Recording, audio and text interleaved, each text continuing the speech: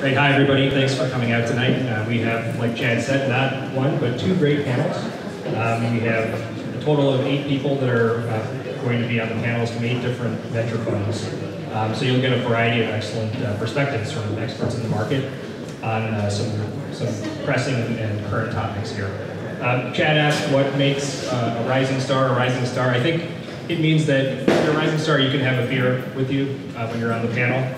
If you're past the rising star phase, you maybe don't have a beer. That's right. That's right. So Niko has already graduated past rising star to established. He's risen. You know, yes, he's risen. So we do have 2 panels, and I think there's going to be a bit of a split in the focus of the 2, although there will be some overlap. We're going to focus more on specific markets and fundraising trends on the latter panel. I think we're also still going to talk about what's happening in the industry now with our panelists for the first session. But we're also going to talk about setting up shop here, networking and recruiting if you're starting a company, and any other topics that are of interest to the audience. So we're going to do a couple of things before we get started here. The first one is to get some feedback from people in the audience about questions that they have, things that they would like to hear the panel discuss this evening. So we'll just start with that with a show of hands in a second. Then we'll introduce our panelists and we'll get right into it. So Annie will take any questions first from the audience. Yeah, in the back. What's hot, what's not? What's hot, what's not? Okay. You can make them as specific or as general as you like. We'll see where the conversation goes. Other questions? How's enterprise doing these days?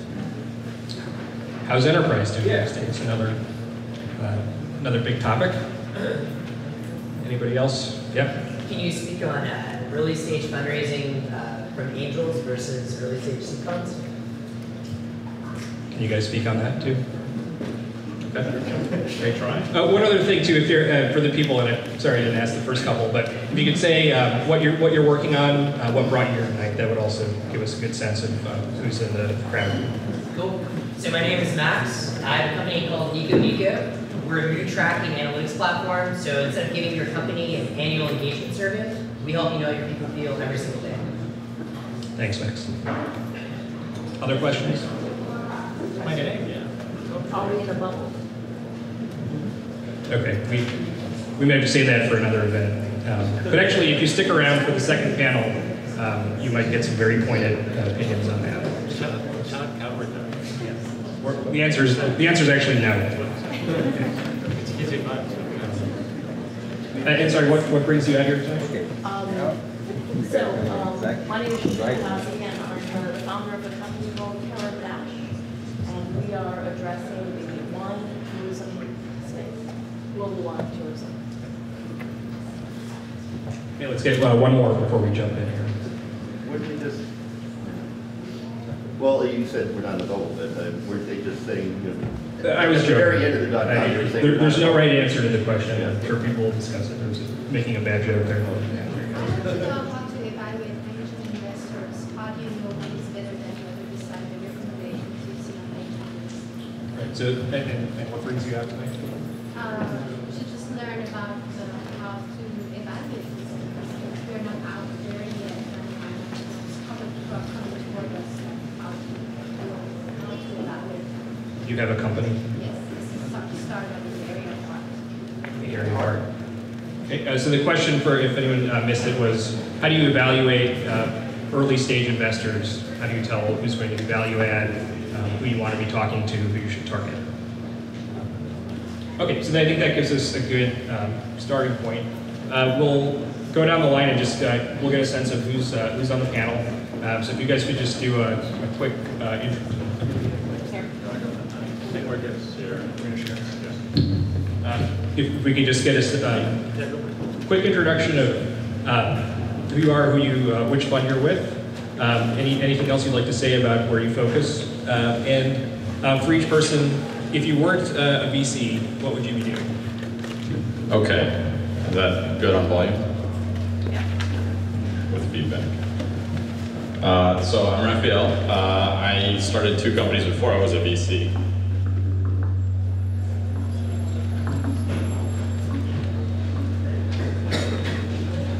It's the basic feedback, you know. Why don't we just It's the BC feedback. Why don't we just use one? Why don't we just use one? Yeah, let's do that. Here, can you turn this one? Yeah, we'll use this one. That was the echo chamber right there of Silicon Valley.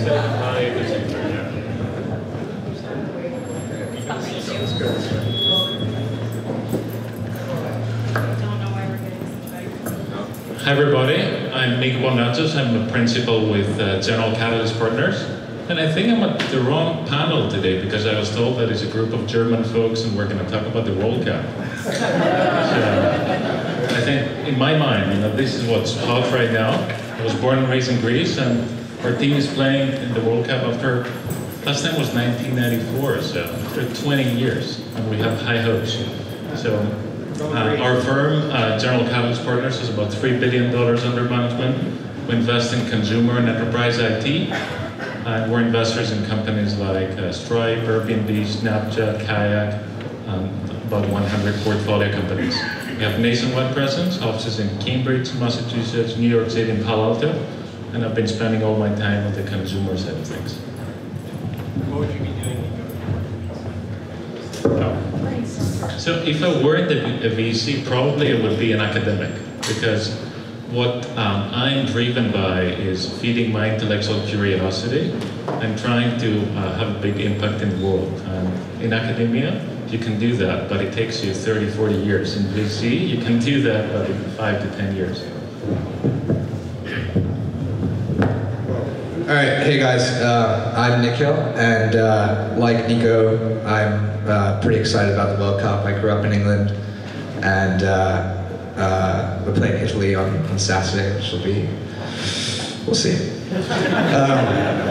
I'm at Shasta Ventures. Our focus is Series A investing. I focus more on the consumer side, and we are a team of 7. Some of our consumer investments include Nest, and Class Dojo, which is a t-shirt that I'm wearing, Whisper, Servios. And if I were not doing venture capital, I think I'd try to be an entrepreneur again. I started a company during college, actually in the art space. It's called Artsy, A-R-T-S-Y. And we can talk about our angel investors as well. Hey everyone, I'm Rafael. I'm at Charles River Ventures. We're investors in companies like Twitter, Yammer, Zendesk, among others, Pebble in the emerging category. And let's see, I do consumer and enterprise investing. We focus on seed and Series A. We have offices in the Bay Area and in Boston. And beyond that, what I would be doing, well, I started 2 companies before CRV, and my last one, I came to CRV because they had backed me for my second company, which a company called WordPress acquired. And so I would try to start a third one if I had to do something else instead of venture. Thanks. So we had a couple of questions from the audience that were related to early stage investment. If you're a founder, what do you look for? How do you know which investors are valuable? Do you look at micro VCs, angels? What are your options, and how should you go about it? Maybe we can start with that and get some thoughts. Do you want us to talk about areas or sources of deal flow or what gets us excited about a founder? How do you want to start that? Maybe from the founder's perspective, you don't have a strong sense of what you're looking at first. How do you kind of navigate between all these choices? So basically, it depends on how much progress you've made as a founder. So if it's just yourself and probably you have an idea and you got incorporated. So I think the first step is to go and talk to some of your friends or high net worth individuals or some others in your network that are angels and figure out if they really have conviction about what you're doing and get very quickly a few $100K to get you started over the summer. Another alternative which has emerged over the last 5 to 6 years is startup accelerators. And they're quite a few of them over here in the Bay Area. Some of them have created a lot of amazing IT companies, and that's always a viable alternative, especially for first-time founders. So founders that don't have a network in the investor community, or they don't have a strong network that they can hire from, first-time founders can really benefit from doing an accelerator, because very quickly they get a social stamp, they get some credibility, they can start hiring people by saying, my company is getting incubated in that startup accelerator. They also very quickly get a few $100K. Y Combinator, things like that, right? Yes, it can be Y Combinator, it can be 500 startups, it can be Maths and K-12 in the education space, it can be AngelPad. So there are quite a few startup accelerator options right now. And then when it comes to institutional investors, normally these guys want to see a little bit more progress. And when I say progress, this could be a team, this could be some very clear understanding of the market that you're going after. It could be market validation, it could be users, it could be revenue. But at the end of the day, when you get to meet with institutional investors, what you're looking on, especially very, very early on, is conviction. And some people get it quicker than others. And the ones that get it normally have talked about it at events, on their blog, on Twitter. So do a little bit of your homework before you go out and start talking to institutional investors. Talk to your friends or founders, or talk to others in your network who got funding from all these different institutional investors, and see what's going on in their head, so that you're going to save a lot of time. AngelList is a good place where you can go and see areas of interest for a bunch of investors. There's some recommendations over there, and you can very easily and quickly fill the rest of your round, or in some cases, do your whole round. So I want to answer that specific question that you asked about, like, how do you figure out who is the right investor for me? I can easily get introductions. Is this person the right one? So normally the best way to answer that is to go and talk to individual founders who receive backing from that investor, and ask founders who got funding and it worked out, meaning the companies were successful or they're still around and they're growing, but also from founders that got funding and things didn't work out. And if you can do that, probably you're going to get a very good sense about that individual investor, the firm that GRT is working with, and their staff. And this is going to answer quite well your question, because when you get especially institutional funding, it's very much like getting married. And unfortunately, there's no divorce. When you get somebody in your cap table, they're there forever. It can take, like 5 years so you have exit, or 10 years, they're there forever. So it's very important to do your homework early on. I'll just add one thing. One of the things I realized from having raised as a founder, actually, so I raised across multiple rounds, across multiple companies, from 16 total investors, 12 angels, and 4 VCs. So I kind of have the founder perspective. And one of the things I realized was that there's investors you have to call, and there's investors you want to call. And if you're in the position where you can optimize for investors you want to call, then you clearly want to go in that bucket. And out of those 16, it wasn't all of them that I was looking forward to talking to and saying, oh my God, I hit this milestone, or oh my God, we're in big trouble.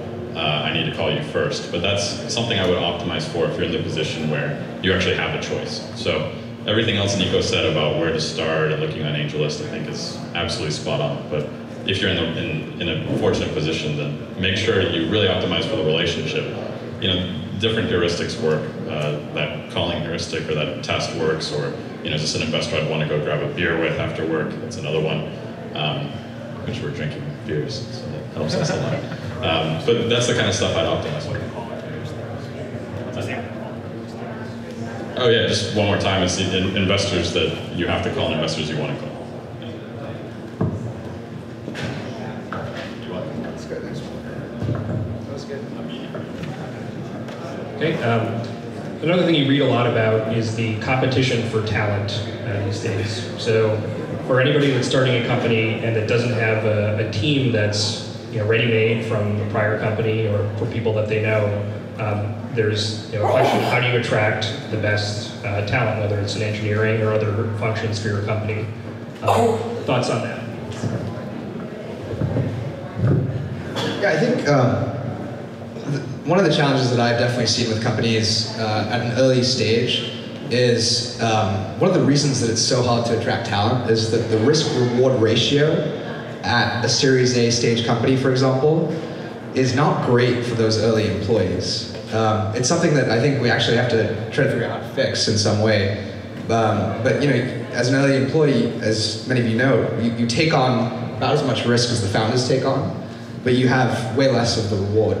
And so I think one of the things that I focus on with some of my companies and when I started a company was it's often hard to hire people off of a resume and based on experience. And very often when you hire based on a resume and based on experience to an early stage company, those people don't work out. What I've seen be really successful is hiring based on passion for what the company is doing and drive and deprioritizing experience in the hope that that person will grow into the kind of role that you want them to grow into. I'm just thinking about one of the companies I'm involved with where they hired a woman right out of college as an office manager. She learned how to code, became a QA engineer, and is now the lead product manager at the company. And the company's doing really well. At the time that they hired her, they were really struggling to hire talent across the board. But they found someone who was just really, really passionate about the company, was willing to take on the risk as a result of that. And I remember one of the questions, one of the things they talked to her about is all the reasons why she shouldn't join the company. And I actually encourage founders to do this. You list out the reasons at the end of the interview as to why they shouldn't join.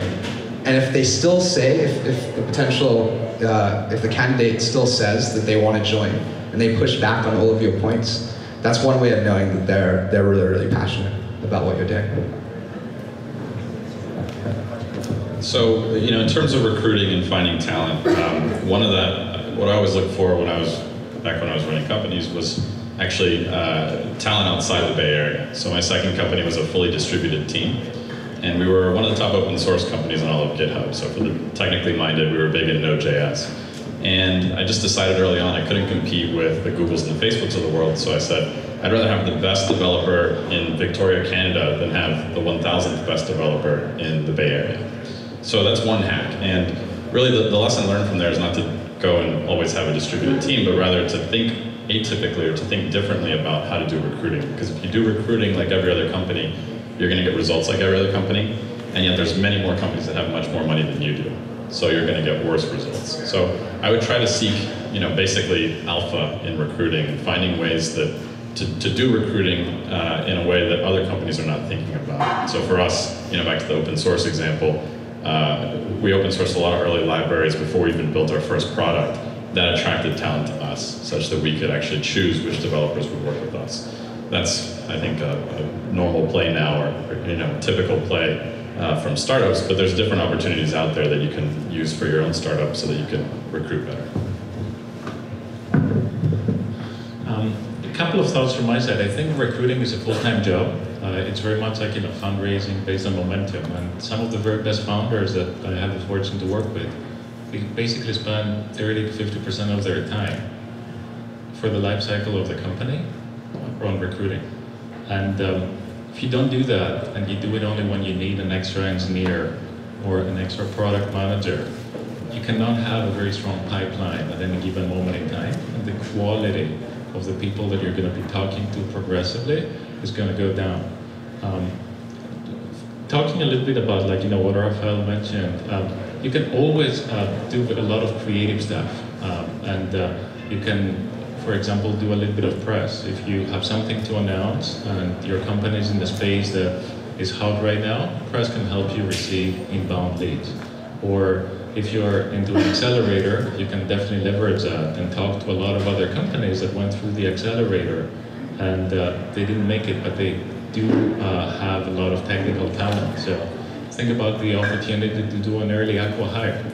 And the founders of that company can essentially get a good exit, save their face, and be early team members of your own company. So creative thinking coupled with a full-time mentality, can get you to overcome the challenges of recruiting, which in this market, unfortunately, it's not a very easy task. And whenever it becomes easier to start a company and raise funding rather than hire the founding team, always the question pops up: are we in a bubble right now or not? And it's a very good question to be trying to debate about now. Thanks. I want to go back to one other kind of topic related to early fundraising. I think for maybe some of the people in the audience, some of the clients I work with, that don't have maybe a prior company or a history or track record, and don't have the connections to big venture firms, they may seem kind of inaccessible. Can you guys talk a little bit about maybe forming a relationship with associates and people that aren't the kind of face of the fund, and ways to do that might be valuable?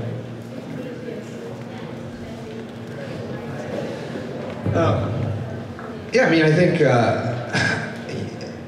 people have different philosophies on this. Having been at 2 different venture firms, I can tell you firsthand that the young people at those firms really do end up making a difference in finding companies that the firm invests in, and can often be your strongest advocate.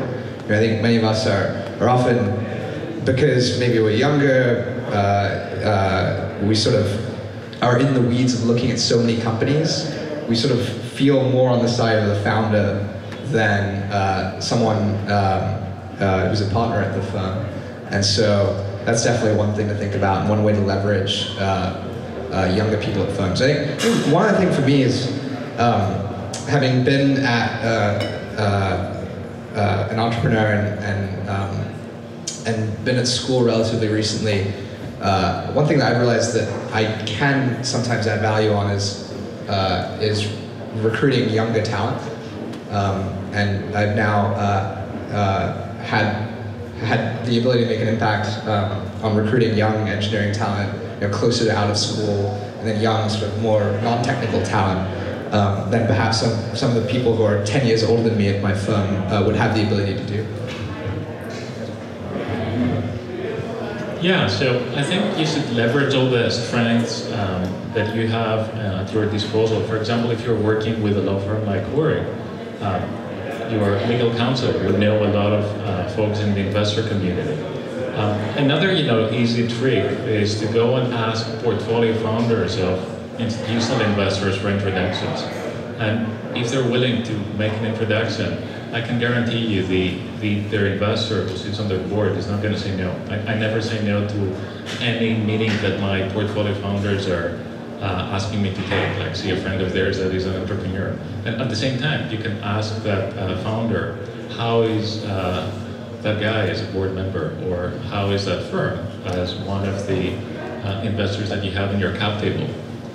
On top of that, I think all of us, in the VC community, we're in the business of investing in companies, so that's our job. And all the firms get to see thousands of companies every year, so it shouldn't be that hard to get hold of an institutional investor or an angel, especially in the era of social media, where tons of us spend time on Twitter, LinkedIn, and other places, and you can very easily interact with these people. And so one thing is, in terms of talking to younger investors versus older investors, actually we have an incentive to be more helpful to you because we want to make more investments. We're actually on less boards than our senior partners are. And so if you think about it, we have more slots to fill and more investments to go make. And so our incentive is actually more closely aligned with the entrepreneur than it would be as a senior partner per se. The other thing is that it depends on the firm. So on firm by firm level, at least at our firm, I have an equal vote to my senior partner. So actually I have the ability, but I also want to go make more investments. So, at each firm, and clearly these guys have great track records as well, so you want to go talk to them as well. But it depends on the firm. So at some firms, partners mean something else, and associates mean something else. So these are things you can go figure out just by talking to founders, as Niko mentioned, and also by talking to people in our network. For sure, the qualified referral makes a lot of sense, and it confers legitimacy from the person making the referral to you, such that we want to go take that extra meeting and go find time to grab coffee or go over your deck. So that's the only other thought I'll have. Kind of an open-ended question that was suggested by Rafael's answer. You guys see a lot of companies, that's what you do all day, every day. Can you maybe give a little bit of insight onto what stands out? If you don't have, if a company didn't come to you from a known connection or from somebody you've already worked with, what is it about either their pitch or their presentation that will make them stand out from the pack? For me, it's the individual always that stands out. And I remember very clearly and vividly the first meetings that I had with folks that we ended up backing. So often you get to meet people that are pitching new companies and you're like, this is an interesting company, but once in a while, you meet individuals that stand out. And these are individuals who can create a reality distortion field, and they can paint very clearly a picture of how the future is going to look like in their mind. And even if you only believe in 10% of what they're doing, you're like, shit, man, if this works out, I don't want to miss out. And some people have that ability better than others. The other thing that I'm personally looking for at a founder is their ability to be a learning animal. Because I firmly believe that no matter how much you know about a space today, in that founder's journey, after 3 to 5 years and tens of thousands of hours spent on trying to solve a specific problem, the founder is going to become an expert, a domain expert in that space.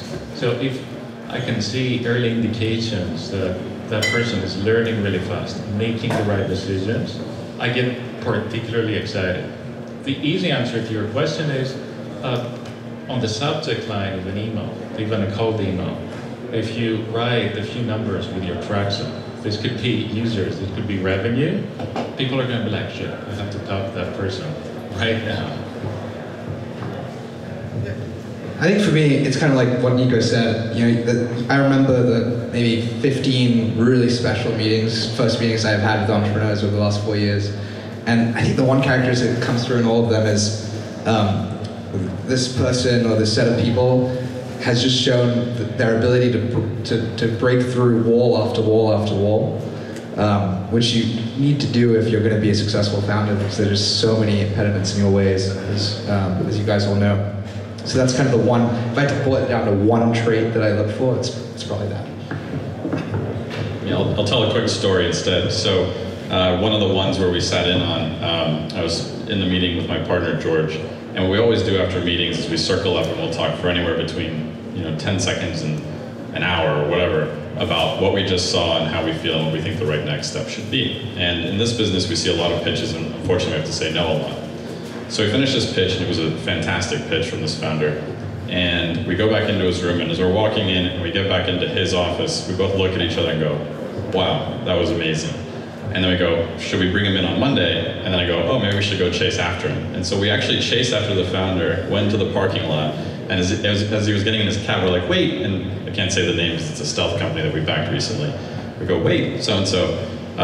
We just wanted to tell you in person how excited we were about what you're doing, and we know this is really bad negotiating, but we want you to come in on Monday, and we just wanted to show you how excited we were. And so that feeling, what we look for, the way I characterize it, is what we got from that pitch, and from many that we've done, is this feeling of inevitability of success, that this founder was going to be successful no matter what, that the future that he was painting for us was actually going to come true. And so however you can confer that feeling, I would encourage you to really double click on that. If that's through traction or through crazy, insane growth, absolutely, that should be the first thing you lead with. If it's your background because you've invented whatever it is and you've skipped so many grades and you've started another successful company, then lead with that. But whatever confers that feeling of that inevitability of success, that's absolutely what you should lead with, because if you boil down what everyone's saying, that's exactly what we're all looking for.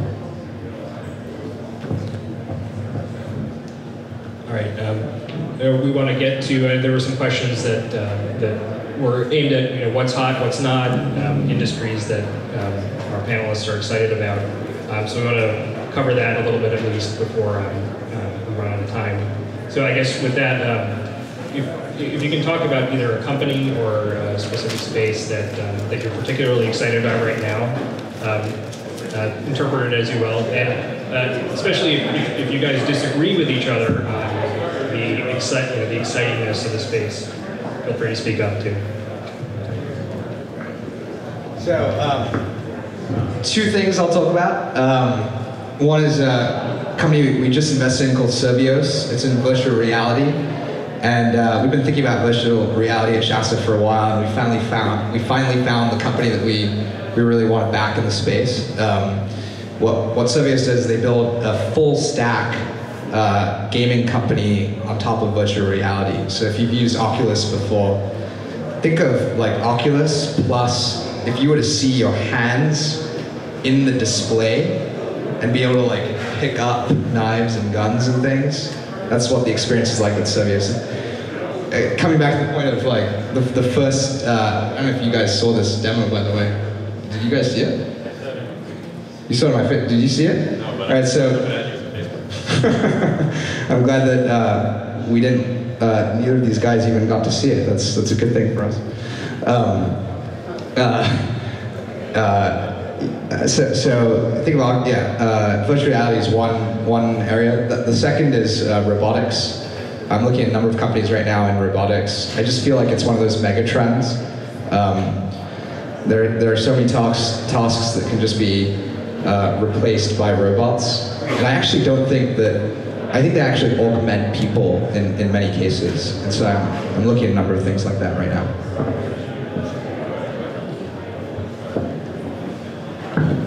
So in my case, I'm particularly excited about consumer health and healthcare IT right now, because if you look into all the big numbers, healthcare is broken and the consumer will have to pay out of pocket in order to reduce the burden for the government and everybody else involved as a payer right now.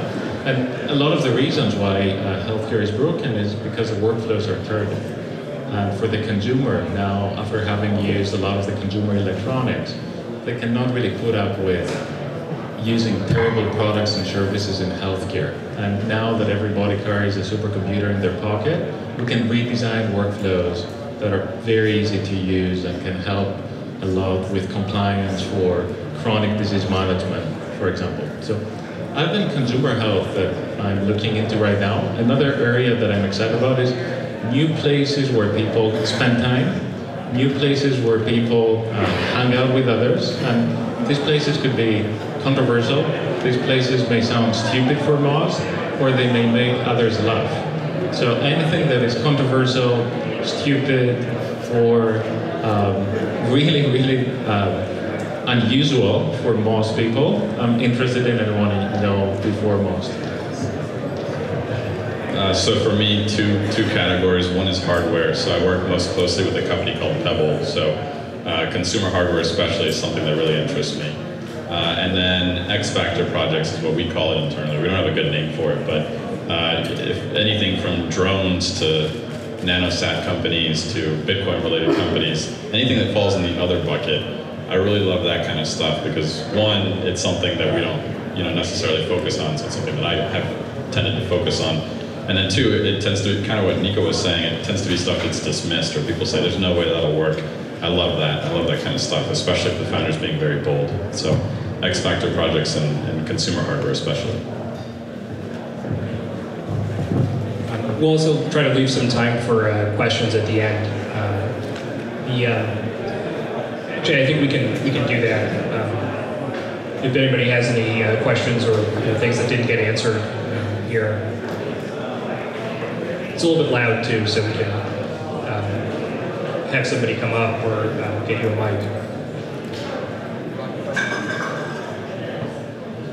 Oh, yep. Might not reach here, but speak up and I'll. How about here? Yeah, you can. My name is Alina Alec. I'm a founder and CEO of Sunny Karma, which is a social enterprise fundraising platform for charities and good causes. So I've heard what you guys are all investing in, and I can kind of see, your point of that. I'm a finance professional by background, actually, I'm a CPA in my past career. But I want to see if you guys do consider investing in social enterprises, which might not always be I don't know, 10 plus, 10x, 100x returns, but has a bigger impact on some social issues? I mean, does that fall into, I mean, I know there's some VCs now that are, you know, kind of like invest in this kind of categories of projects, but I just wanted to hear your perspective. The question was whether the panelists or, you know, generally in the industry, people invest in social enterprises, and thoughts on that. So we've invested in a few companies that are doing social enterprise related stuff at the seed stage. Would like to do more. Yeah, we think of some of our investments in education tech companies and healthcare tech companies as very much sort of mission driven, and hopefully, I mean, most of the companies we invest in, we hope that they change the world for the better.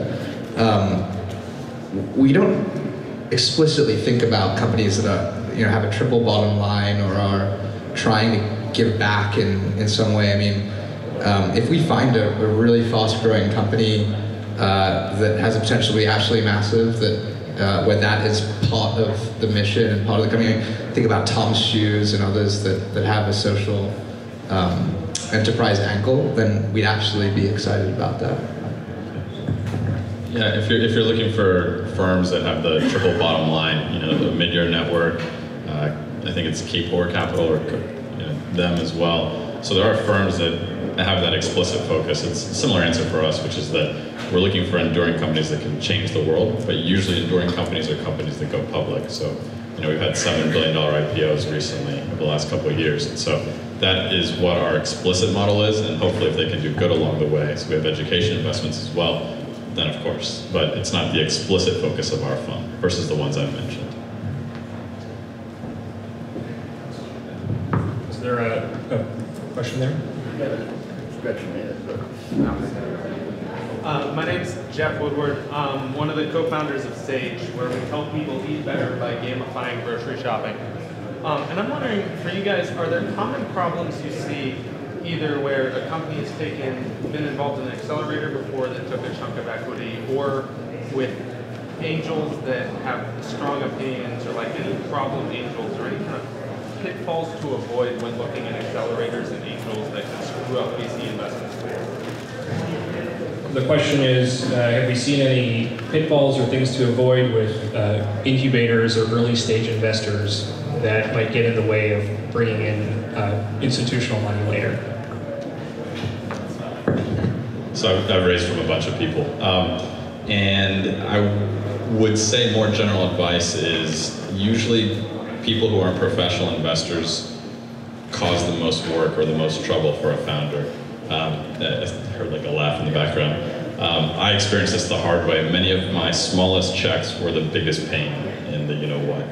And so I would just say, you know, if you can raise from smart money, I don't like calling it, that's why I put in quotes, smart money versus dumb money, but if you can raise from professional investors, absolutely. If you have no other choice and you're starving or you're not going to be able to get off the ground, then $1's $1. But if you have that choice, then obviously optimize for professional investors, especially people who've been doing it for a while, because they'll know what it's like for you to then go pivot, or for you, you know, if things are not growing as quickly as possibly or as they expected. So those are the people who also, when they write a check, if they're an angel investor early on, they basically wrote it off to zero. I mean, you know that as an angel investor, you're going to lose money on, you know, 7 out of 10 investments or 8 out of 10 investments. So I would optimize for that beyond anything. Yeah, I think this was a very good answer. Another quick thought, you can always do some background references and ask them what are the other companies they're advising, what are the other companies they're invested in, and asking these founders how is it to work with that individual. And on the other, you know, on another front, and I'm sure that the Orrick guys can answer this, when you get an angel, they don't have a board seat, most likely, or when they're advising you, maybe they have some shares. So at some point, if an individual gets particularly annoying, you can have a proper conversation, and in that case, you know, they're not a major shareholder of your cap table, so you can even ignore them. They, you know, shit hits the fan, unfortunately. I think we have time for one or two more. Is there one over there? My name is Mike. I run a small investment bank over in Oakland called Internet Securities. You guys seem, as venture capitalists, interested in some pretty, I think, novel and interesting things in, robotics and drones and healthcare IT. But some of my question is related to how transitory are some of the investment themes of the venture capital community. For example, with clean technology, it was like this exciting, panacea. People start, staffing up at each venture capital fund to have more and more, VC clean tech experts. And now it's like, the ugly stepchild with leprosy. How often do you see these kind of ebbs and flows of what is really exciting, from the investment community, and then what just kind of falls off the cliff really quickly? The question is, what industries do our panelists see that maybe have a short shelf life as a popular or a, trending industry to invest in? Which ones have more staying power? Well, to answer your question, yes, absolutely.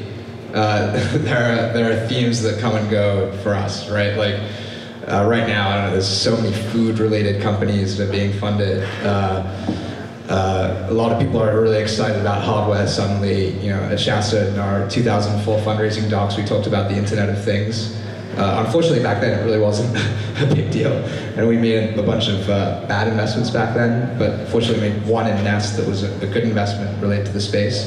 But we've been committed to hardware, for example, and crazy things like robots and drones from a pretty early stage. Other things like, healthcare IT, we've made a couple of investments recently. We've tried to build more knowledge in that area. We don't pretend to be healthcare investors, but we do think some of the consumer things that we think about will help some of the healthcare companies we're involved in.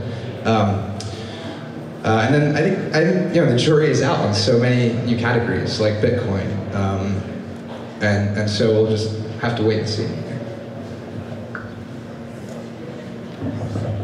So I think from a fundraising standpoint, it's really good if you're in a hot space, because investors tend to make a lot of easier or quicker decisions because they see validation all over from other folks and other venture firms, and they don't ask you the hard questions, or they don't drag the process really for a long time. So if you can be in a hot space because you're interested, or your space is getting hotter and you got into it a couple of years ago, that's even better from a fundraising standpoint. To fully answer your question though, I would say that smart investors, especially for firms that have been around for a long time, one of the reasons that they've been around for a long time is because they were contrarians. So when everybody's chasing after the same kind of companies, it may be a good idea to go and search for companies that the valuations are not going to be super high. Or recruiting talent, it's going to be potentially easier because only the people that are deeply interested in that specific sector would be keen on joining a company. They don't do it for the financial upside. So I think all of us on this panel are looking for contrarian type investments, but then at any given moment in time, I would say half of our workflow is momentum-driven opportunities. So food is hot right now, consumer hardware, digital currencies, marketplaces, mobile has become mainstream, and that's how the Silicon Valley ecosystem thrives and grows over time. Yeah, so we're a flat and equal partnership. So what happens on our end in terms of things that are interesting to us is if one partner, say I'm interested in Bitcoin, I'm going to be the advocate for Bitcoin. I'm going to be the one saying we need to make Bitcoin investments, but we're not going to go change our focus as a fund because we're flat and equal partners. So there's 9 of us investing total, roughly half consumer, half enterprise. So we kind of span the whole range of things, and the byproduct of that is that we end up not being over-indexed on something like clean technology or green tech or whatever, and then it torpedoes the fund. So it's really advocacy based at our firm instead of being based on all of us are just going to go after one particular thing. And I think unfortunately to stay on schedule, I think we're going to wrap up this panel and make sure we have enough time for the second one. But I want to thank all of our rising stars for coming out tonight and contributing.